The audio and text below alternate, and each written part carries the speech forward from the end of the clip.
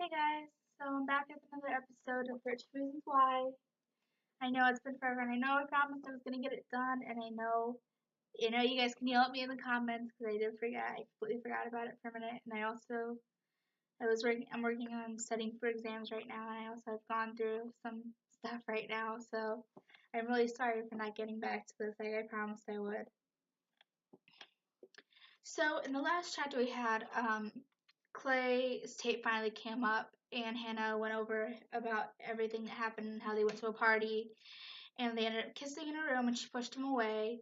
And then she finally started like making connections with all the names with her pencil and paper. She's drawing lines to each name, and she got more frustrated. And she did say at the beginning of the tape that Clay didn't deserve to be on there, but she had to tell the story anyway because it led to something else happening, which I can understand that. And I also feel bad for Clay because he must have been so anxious about this that I can like. I'm sorry, my voice is like really weird right now because I was practicing for a tryout, and I was also practicing for a talent show at my school. So my voice is kind of hard to listen to right now, and I'm sorry for that. But I really need to do this, or else I would have felt bad.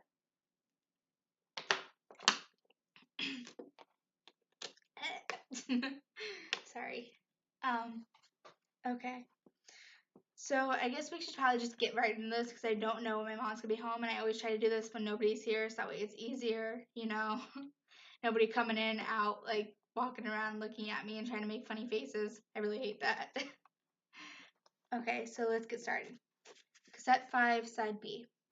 It feels like we've driven the same road multiple times since leaving Rosie's, like he's stalling for time. Were you at the party? I ask. Tony looks out his side window and changes lanes. No, Clay. I need to know that you're going to be all right. Impossible to answer, because no, I didn't push her away. I didn't add to her pain or do anything to hurt her. Instead, I left her alone in that room, the only person who might have been able to reach out and save her from herself, to pull her back from wherever she was heading. I did what she asked me, and I left, when I should have stayed. No one blames me, I whisper. I need to hear it said aloud. I need to hear the word in my ear, that not just in my head. No one blames me. No one, Tony says, his eyes still on the road. What about you? I ask. We approach a four stop. We approach a four-way stop and slow down. For a moment, from the corner of his eye, he looks at me, then he returns his gaze to the road. No, I don't blame you. But why you? I ask. Why did she give you the other set of tapes? Let me drive you to the party house, he says. I'll tell you there. You can't tell me now. His smile is weak. I'm trying to keep us on the road. Play. Soon after Clay left, the couple from the couch walked into the bedroom. Actually, they stumbled into the bedroom is more accurate. Remember them? I thought she was acting drunk, bumping into me so we'd get up and leave. Unfortunately, it wasn't an act. She was smashed.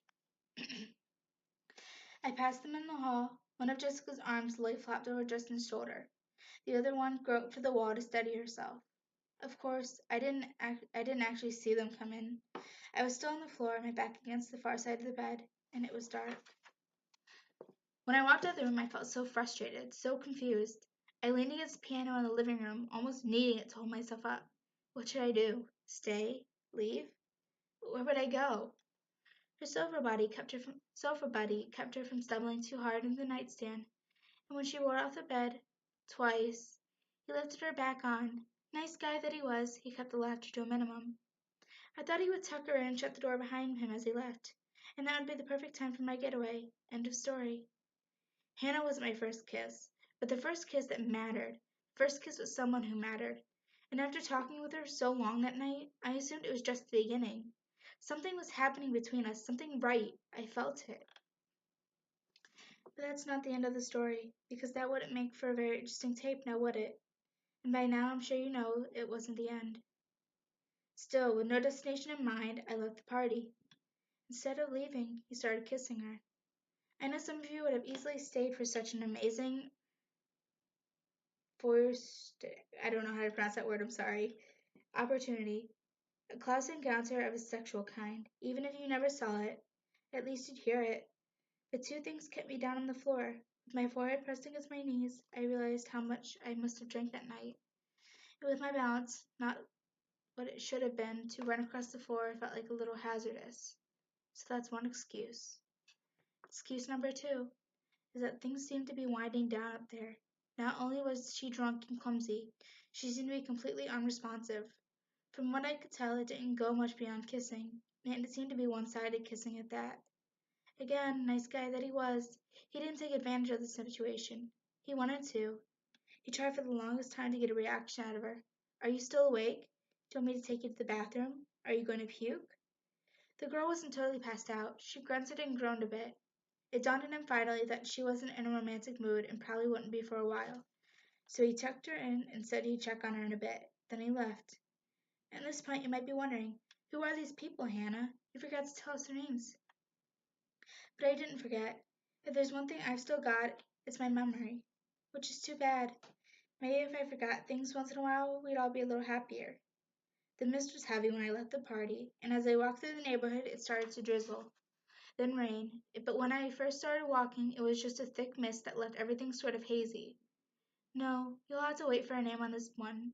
Though if you've been paying close enough attention, I gave you the answer a long time ago. Because I say his name out loud, this guy needs to stew a bit. Before I say his name out loud, this guy needs to stew a bit. To remember everything that happened in that room. And he remembers. I know he does. I would love to see his face right now. His eyes shut tight, jaw clenched, fist pulling at his hair. And to him I say, deny it. Go on, deny that I was ever in that room. Deny that I know what you did. Or not what you did, but what you didn't do. What you allowed to happen. Rationalize why this isn't a tape you're making a return appearance on. It must be a later tape. It has to be a later tape. Oh, really? And you'd like that. A later tape would make things better. Don't bet on it. God, what else could have gone wrong that night? I know she wasn't your girlfriend, that you hardly ever talked to her and barely even knew her. But is that your best excuse for what happened next? Or is that your only excuse? Either way, there is no excuse. I stood up, stabilizing myself with one hand on the bed. Your shoes. The shadow of your shoes were still visible in the light coming under the door. Because when you left in that room, you took up post right outside. I let go of the bed and started walking towards the sliver of light, not sure what I'd say to you when I opened the door. But halfway there, two more shoes came into view, and I stopped. When I left that party, I just walked several blocks, not wanting to go home, not wanting to go back. The door opened, but you pulled it back and said, no, let her rest. In that tiny burst of light, I saw a closet. Its accordion doors halfway open. Meanwhile, your friend was convincing you to let him in that room. I waited, heart pounding, trapped in the middle of the floor. The bedroom door opened again, but again you pulled it shut and you tried to make a joke out of it. Trust me, you said. She won't move. She'll just lay there. And what was his response? What was it? What was his reasoning for you to step aside and let him in that room? Do you remember? Because I do. It was the night shift. He told you he was working the night shift and had to leave in a few minutes. A few minutes, that's all you needed with her, so just relax and step aside. And that's all it took for you to let him open the door. God, pathetic. I couldn't believe it, and your friend couldn't believe it either, because when he grabbed the doorknob again, he didn't rush right in. He waited for you to protest. In that brief moment, the moment you said nothing, I fell on my knees, sick, covering my mouth with both hands. I stumbled towards the closet, tears blurring the light from the hall, and when I collapsed in the closet, a pile of jackets on the floor caught me. When the bedroom door opened, I pulled the closet door shut, and I shut my eyes tight. Blood pounded in my ears, and I rocked back and forth, beating my forehead into the pile of jackets. But with the bass pumping throughout the house, no one heard me. Just relax. Those words he said to me before, it's what he always says to people he's taking advantage. Girlfriends, guys, whoever. It's Bryce. It has to be Bryce Walker. Was in that room. And with the bass thumping, no one heard him walking across the room, getting on the bed spring screaming under his weight. No one heard a thing. And I could have stopped it. If I could have talked, if I could have seen, if I could have thought about anything, I would have opened those doors and stopped it. But I didn't. And it doesn't matter what my excuse was. That my mind was in a meltdown is no excuse. I have no excuse. I could have stopped it, end of story. But to stop it, I felt like I'd have to stop the entire world from spinning. Like things had been out of control for so long that whatever I did hardly mattered anymore. And I couldn't stand all the emotions anymore. I wanted the world to stop, to end. For Hannah, the world did end, but for Jessica, it didn't. It went on. And then Hannah hit her with these tapes. I don't know how many songs went by with my face buried in those jackets. The beats kept sliding from one song to another. After a while, my throat felt so scratched and so raw and so burning. Had I been screaming? With my knees on the floor, I felt vibrations whenever anyone walked down the hall.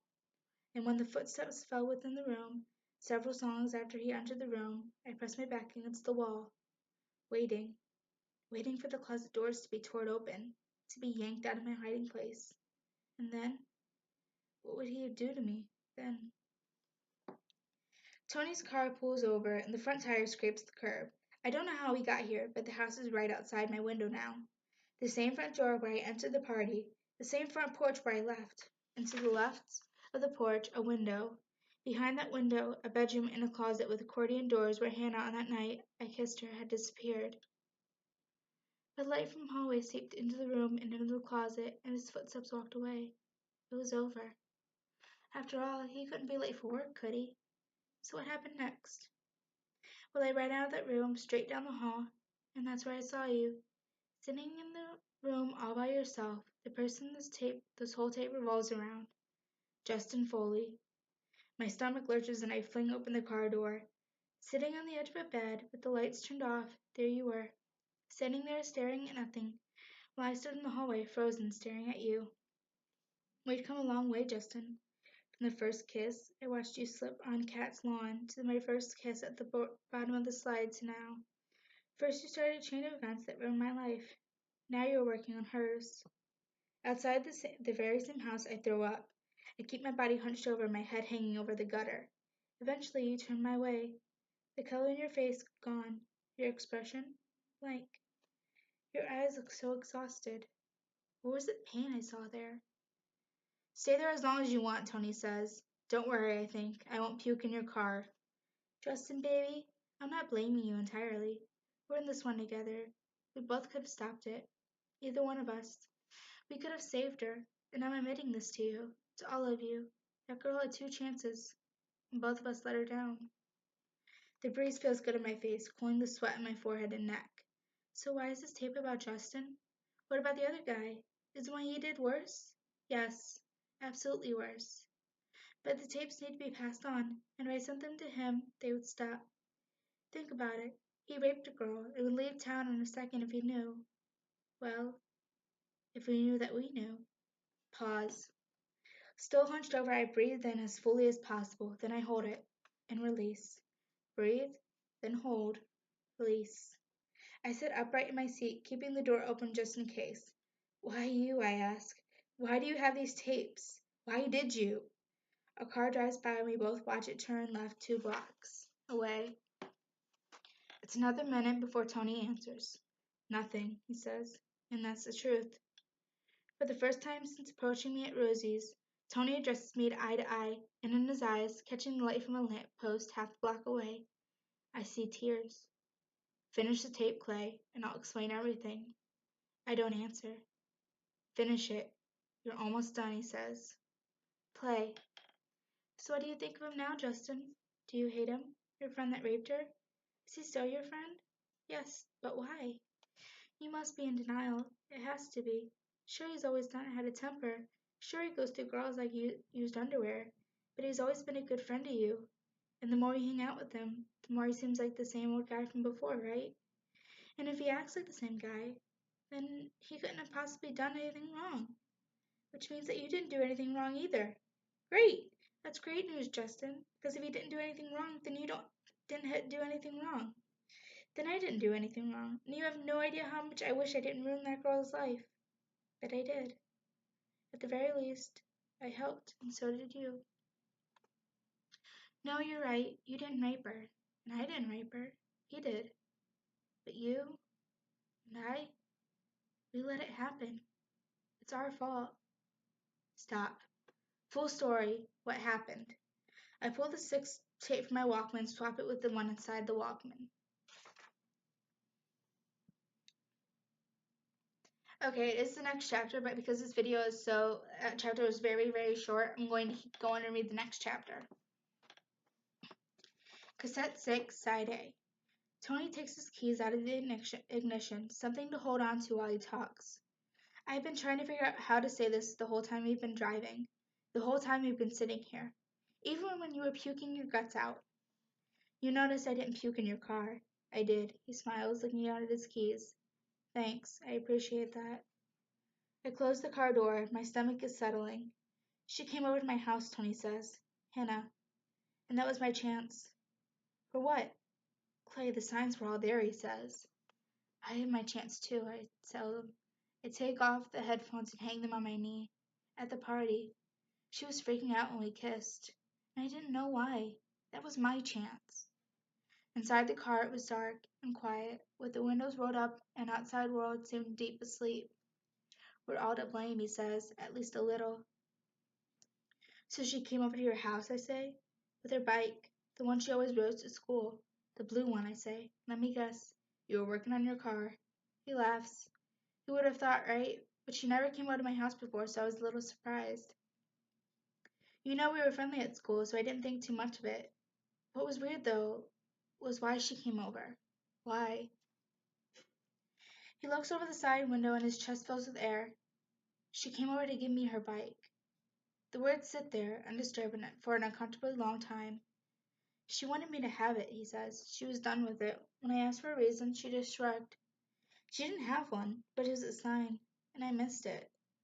I summarized a bullet point from the handout at school, giving away possessions. Tony nods. She said I was the only one she could think of who might need it. I drive the oldest car at school, she said, and she thought if it ever broke down, I might need a backup. Take a drink. Sorry. You guys don't make me sound like an old man, right?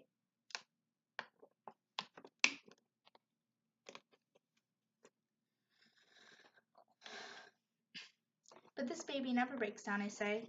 The thing always breaks down, he says. I'm just always around to fix it. So I told her that I couldn't take her bike, not without giving her something in return. What did you give her? I'll never forget this, Clay, he says, and he turns to look at me. Her eyes, Clay. They never looked away. She just kept looking straight into my eyes and started to cry. She would stare at me, and tears began streaming down her face. He wipes away tears from his own eyes, then wipes a hand across his upper lip. I should have done something. The signs were all there, all over, for anyone willing to notice. What did she ask for? She asked me how I made tapes, the one I play in my car. He leans his head back and takes a deep breath. So I told her about my dad's old tape recorder. He pauses. Then she asked if I had anything to record voices. God, like a handheld recorder or something you didn't have to plug in but could walk around with. And I didn't ask her why. I told her to wait there and I'd get one. And you gave it to her? He turns to me, his face hard. I didn't know what she was going to do with it, Clay. Wait, I'm not accusing you, Tony, but she didn't say anything about why she wanted it. If I had asked, do you think she would have told me? No. By the time she went to her house, her mind was made up. If she wanted someone to stop her, to rescue her from herself, I was there, at that party, and she knew it. I shake my head. She wouldn't have told you. A few days later, he says, when I get home from school, there's a package sitting on my porch. I take it up to my room and start listening to the tapes, but it doesn't make sense. Did she leave you a note or something? No, just the tapes. But it didn't make any sense because Hannah and I had third period together and she was at school that day. What? So when I got home and started listening to the tapes, I went through them so fast. Fast forwarding to find out if I was on them, but I wasn't. And that's when I knew she'd given me the second set of tapes. So I looked her up and called her house, but no one answered. So I called her parents' door. I asked if Hannah was there, and they asked if everything was all right because I'm sure I sounded crazy. What did you say? I told them that something was wrong and that they needed to find her, but I couldn't make myself tell them why. He said it takes in a thin, jagged breath of air, and the next day at school, she wasn't there.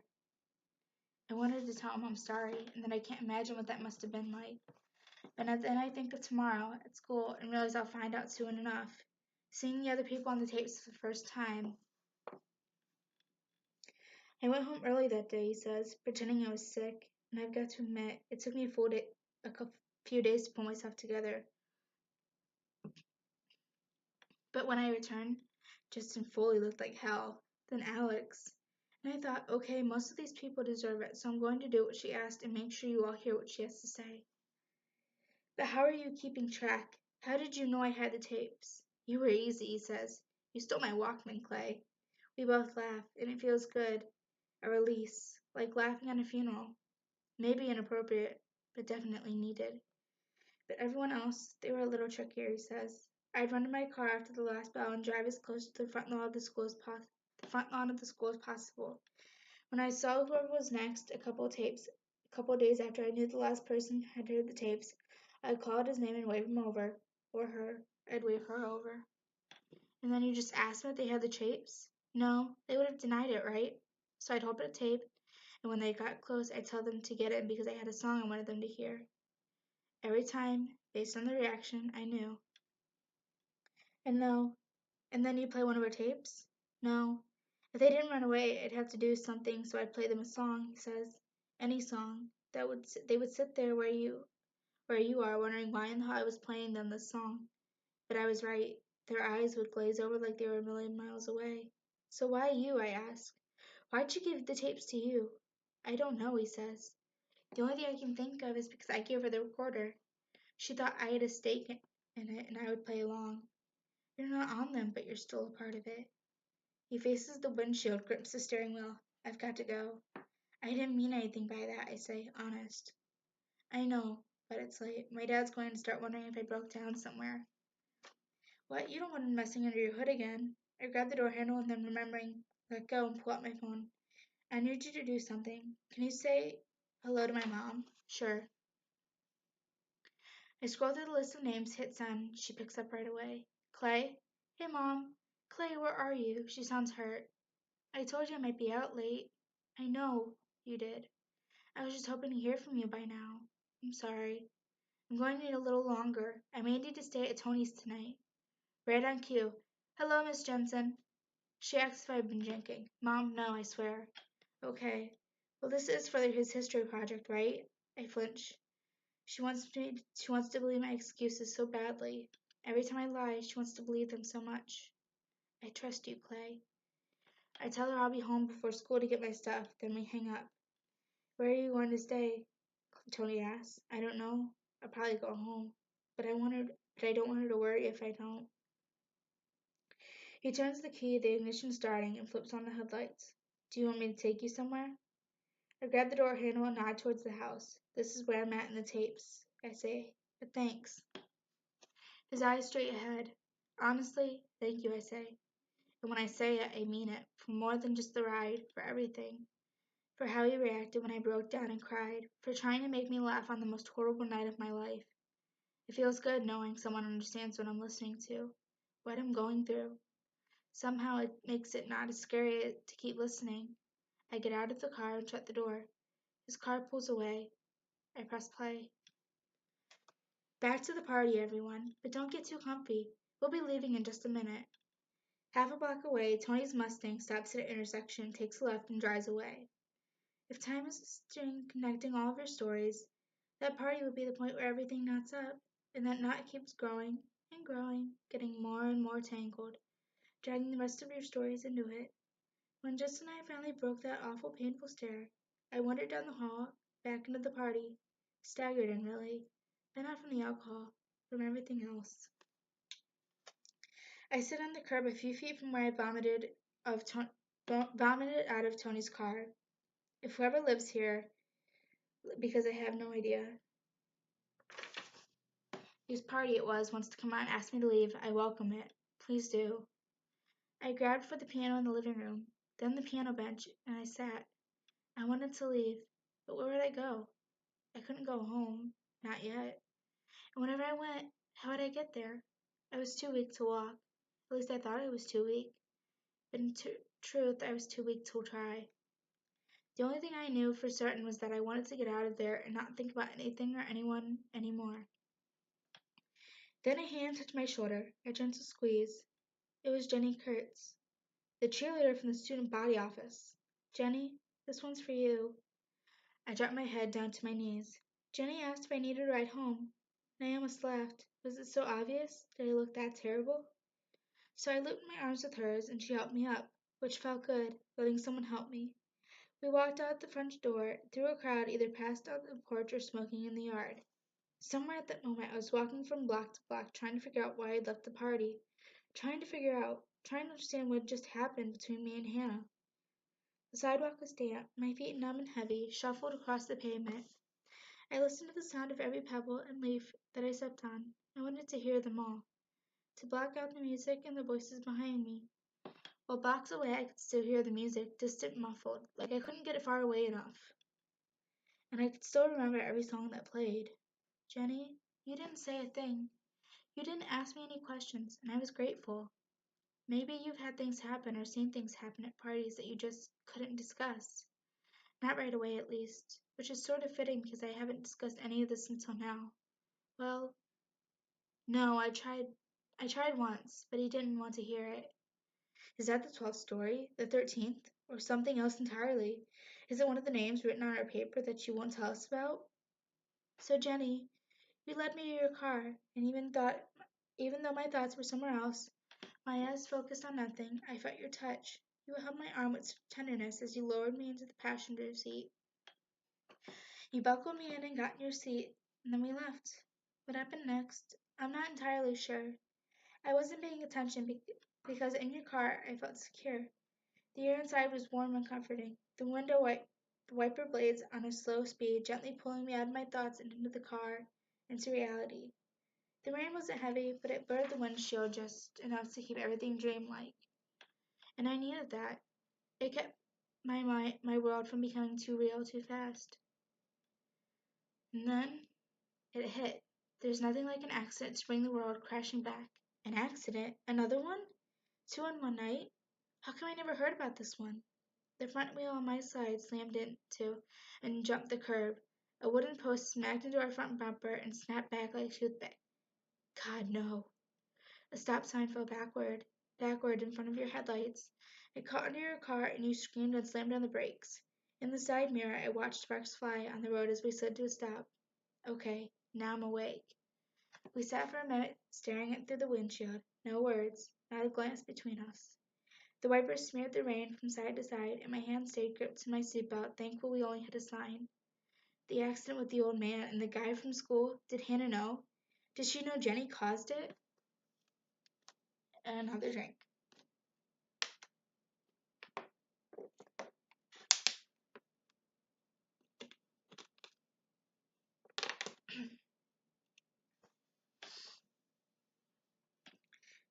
Your door opened and I watched you walk to the front of your car, then crouch between the headlights for a closer look. You ran a hand over the dent and let your head drop forward. I couldn't tell if you were pissed or were you crying. Maybe you were laughing at how horrible the night was turning out. I know where to go. I don't need the map. I know exactly where the next star is, so I stand up and start walking. The dent wasn't bad, I mean, it wasn't good, but you had to feel some relief. It could have been worse. It could have been much, much worse. For example, you could have hit something else. She knows. Something alive. Whatever your initial thoughts, you stood up with a blank expression, just standing there, staring at the dent, shaking your head. Then you caught my eye, and I'm sure I saw a frown, even if it lasted only for a split second. But that frown turned into a smile, followed by a shrug. And what were the first words you said when you got back in the car? Well, that sucks. Then you put your key in the ignition, and I stopped you. I couldn't let you drive away. At the intersection where Tony turned left, I take a right. It's still 2 blocks away, but I know it's there. Stop sign. You shut your eyes and said, Hannah, I'm not drunk. Well, I didn't accuse you of being drunk, Jenny, but I was wondering why the hell you couldn't keep your car on the road. It's raining, you said. And yes, true it was. Barely. I told you to park the car. You told me to be reasonable. We both lived close by and you'd stick to the residential streets, as if that made it any better. I see it, a metal pole holding up the stop sign, its reflective letters visible even this far away. But on the night of the accident, it was a different sign. The letters weren't reflective, and the sign had been fastened to a wooden post. Hannah, don't worry, you said. Then you laughed. Nobody obeys stop signs anyway. They just roll on through. So now, because there isn't one there, it's legal. See? People will thank me. Anyway, I told you to park the car. We'd get a ride home from someone at the party. I'd pick you up first thing in the morning and drive you to your car. But you tried again. Hannah, listen. Park it, I said. Please. And then you told me to get out. But I wouldn't. I tried reasoning with you. You were lucky it was only a sign. Imagine what could happen if I let you drive us all the way home. But again, get out. I sat for a long time with my eyes shut, listening to the rain and the wipers. Hannah, get out. So finally I did. I opened the door and stepped out.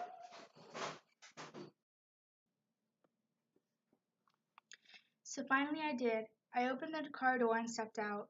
But I didn't shut it.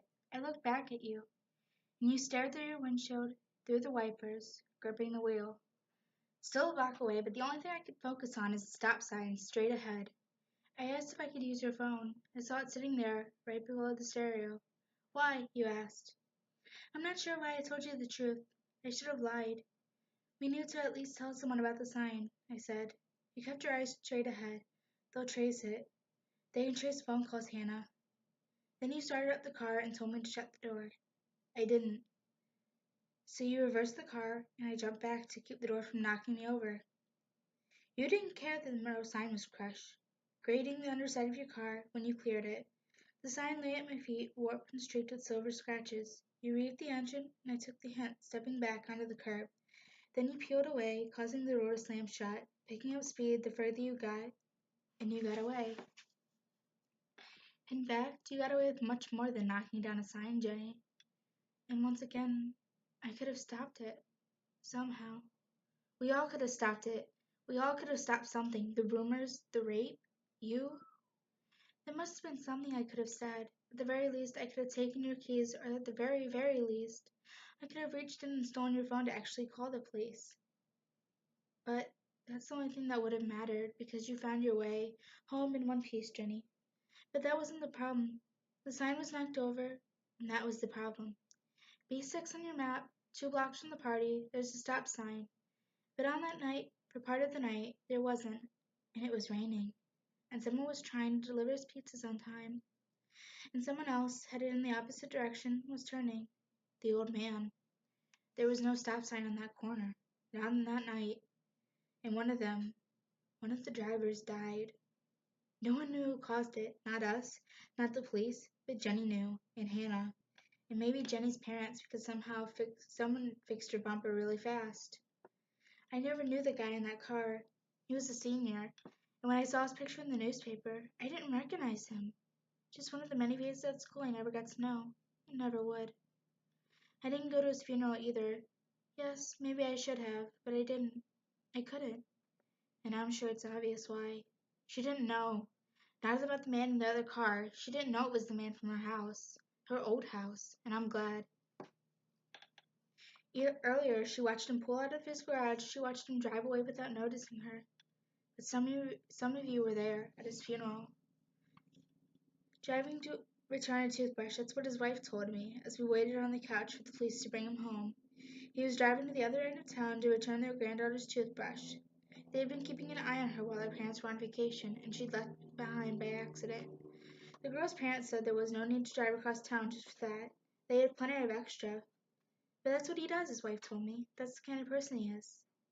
And then the police came. For those of you who did go, let me describe what school was like on the day of his funeral. In a word, it was quiet. About a quarter of school took the morning off, mostly seniors, of course. But for those of you who did not go to school, the teachers let us know that if we simply forgot to bring a note from home, they wouldn't mark us absent if we wanted to attend the funeral. Mr. Porter said funerals can be part of the healing process, but I doubted that very much. Not for me.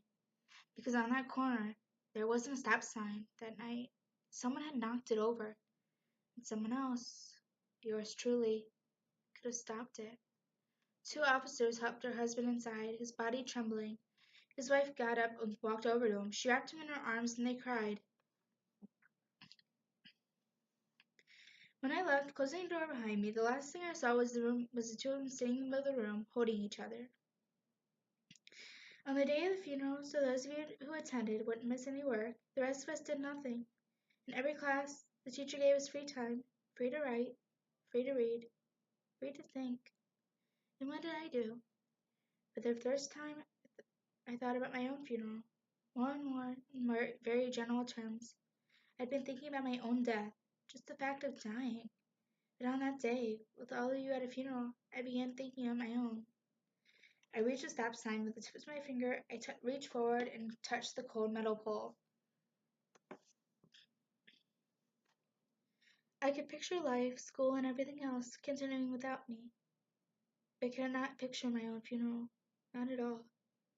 Mostly because I couldn't imagine who would attend or what they would say. I have no idea what you think of me. I don't know what people think of you either, Hannah. We found out since your parents didn't have a funeral in this town, no one said much about it at all. I mean, it was there. We felt it. Your empty desk. The fact that you would not be coming back. But no one knew where to begin.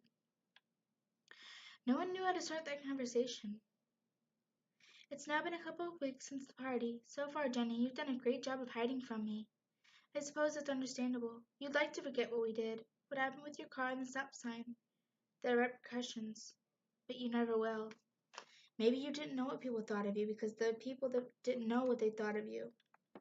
Maybe you didn't give us enough to go on, Hannah. If not for that party, I would have never met the real you. But for some reason, I'm extremely grateful that you gave me the chance. However brief it was, you gave me a chance, and I liked that Hannah I met that night. Maybe I could have even loved her. But you decided not to let that happen, Hannah. It was you who decided. I, on the other hand, only have to think about it for one more day. I turn away from the stop sign and walk away. If I had known two cars were going to crash in that corner, I would have run back to that party and called the cops immediately. But I never imagined that would happen. Never. So instead I walked, but not back to the party. My mind was racing all over the place. I couldn't think straight. I couldn't walk straight. I went to look back, to look over my shoulder and see the stop sign with huge reflective letters pleading with Hannah, stop. But I keep facing forward, refusing to see it as more than it is. It's a sign. A stop sign in a street corner, nothing more. I turned the corner after corner with no idea where I was going. We walked those streets together, Hannah. Different routes, but at the same time, on the same night. We walked the streets to get away. Me, from you. And you, from the party. But not just from the party, from yourself. And then I heard tires squeal, and I turned, and I watched two cars collide. Eventually I made it to a gas station, C7 on your map, and I used a payphone to call the police. As it rang, I found myself hanging the receiver, part of me hoping that no one would answer. I wanted to wait. I wanted the phone to just keep ringing. I wanted life to stay right there. On pause. I can't follow her map anymore. I am not going to the gas station. When someone finally did answer, I sucked in the tears that wet my lips and told them that on the corner of Tanglewood and South. But she cut me off. She told me to calm down. And that's when I realized how hard I had been crying. How much I was struggling to catch one good breath. I crossed the street and moved further from the party house. Over the past few weeks, I've walked out of my way so many times to avoid the house. To avoid the reminder that pain of my one night with Hannah Baker. I have no desire to see it twice in one night. She told me the cops had already been called and were on their way. I swing my backpack in front of me and pull out the map. I was shocked. I couldn't believe you actually called the police, Jenny. I unfolded the map to give it one last look, but I shouldn't have been shocked, because as it turns out, you didn't call them. Then I crumpled it up, crushing the map into a ball in my fist. At school the next day, when everyone replayed the events of what happened the previous nights, that's when I found out who called, and it wasn't to report a fallen sign. I stuffed the map into a bush and walked away. It was to report an accident caused by a falling sign, an accident I was never aware of until then. But that night, I'd hang up the phone, I wandered the streets even more, because I had to stop crying. Before I went home, I needed to calm down. If my parents caught me sneaking back in with tears in my eyes, they'd ask way too many questions, unanswerable questions. That's what I'm doing now, staying away. I wasn't crying the night of the party, but I can barely hold it back now, and I can't go home. So I walked without thinking about which roads to take, and it felt good. The cold, the mist. And that's what the rain had turned into by then, a light mist. As I walked for hours imagining the mist growing thicker and swallowing me whole, the thought of disappearing like that, so simply, made me so happy. But that, as you know, never happened. Stop. I pop up with the Walkman to flip the tape. I'm almost at the end. God, I let out a quivering breath and closed my eyes. The end. And we will get to that chapter, the last two chapters, next time. So you might be wondering about that small little pause in the middle of the video. My mom and her boyfriend came home, so that's why I had to stop for a minute and tell them that I was doing this. So pretty much this whole chapter was just about how things can happen. Just because you weren't the one that did the action doesn't mean that you can't be to blame too. If you see somebody that's going to get raped and you are bullied or either one of those, you should always step in. You can't just let that happen to someone because it's not right, and it makes you just as fault as it makes you be as fault just as much as the other person. So obviously Tony was given the tapes because he really wanted. Well, no, he just. I think Hannah trusted him. I think she actually knew that he was gonna pass on the tapes. I think she knew that he was like one of the very few good people that she knew. I think that's why he had the tapes. I don't think there was any conspiracy about it like in the show. Like I don't really know all the conspiracies they had in the actual show, but maybe they had one about them dating or something. I think she just trusted him. I think that was it. And that's like at this point in time, I think it was really, really important to her to trust someone in her life, even though it didn't help her. Um, sorry, I don't really know what to say about this right now. Um, just other than that, there's just nobody should do this to somebody. Don't hurt people and then try to walk away from it like it never happened. You can't just do that. You have to, but you can't hide it from yourself. You can't just block it out of your mind. It's going to keep coming back until you deal with it. Alright, so I guess that's it for this video. It went on for about a little while, so I will try to get the next two chapters up soon. I don't know when, so I'm not going to promise anything this time because I know that last time I did not keep my promise and I feel really bad about that. But like I said, I had my reasons, so next chapter will be soon. I promise. I'll try to get up soon. Well, can't make promises. Why did I do that? Okay. Bye, everyone.